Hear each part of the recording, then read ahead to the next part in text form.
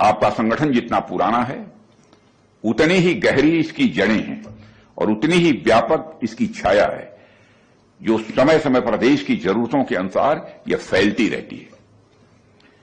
यही किसी मजबूत और सस्टेनेबल ऑर्गेनाइजेशन की पहचान हुआ करती है। और साथियों, इस संगठन को देखकर मुझे मां गंगा का उदाहरण याद आता है। आप देखिए कि हर जगह गंगा जी के अलग अलग स्वरूप आपको देखने को मिलेंगे। हरिद्वार में गंगा जी कुछ और दिखती हैं, प्रयागराज में उनका स्वरूप बदल जाता है, कानपुर में उनका रंग और वेग ये अलग होता है। उनके किनारे बदलते हैं, स्थितियां भी बदलती रहती हैं, लेकिन कभी भी गंगा जी की पहचान नहीं बदली, उसका कोर कैरेक्टर नहीं बदला। ठीक उसी तरह यह संगठन भी समय के साथ इवॉल्व करता रहा। परिस्थितियां बदली, रोल्स बदले, रिस्पॉन्सिबिलिटीज बदली, नए चैलेंजेज आए, लेकिन इसका मूल स्वभाव वही रहा, discipline, service and unwavering commitment to the nation. और साथियों, हम सभी जानते हैं कि किसी भी ऑर्गेनाइजेशन के लिए सबसे डिफिकल्ट टास्क होता है बिना अपनी ओरिजिनलिटी को खोए हुए किसी चेंज को एक्सेप्ट करना।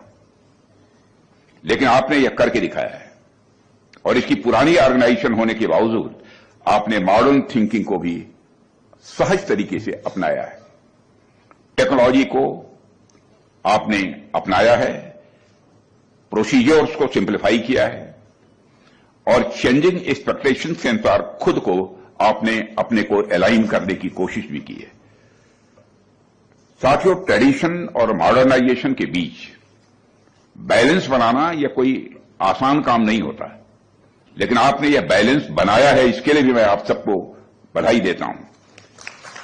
आज अगर हमारा डिफेंस सेक्टर इतनी तेजी से प्रगति कर रहा है तो उसमें आपके इस डेडिकेशन का भी एक मेजर कंट्रीब्यूशन है।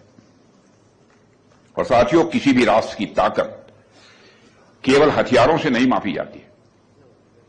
उसकी असली ताकत उसके सिस्टम, उसके एडमिनिस्ट्रेशन और उसके वैल्यूज में होती है।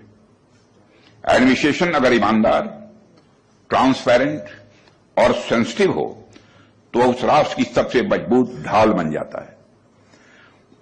रक्षा संपदा संगठन इसी एडमिनिस्ट्रेटिव इथोस का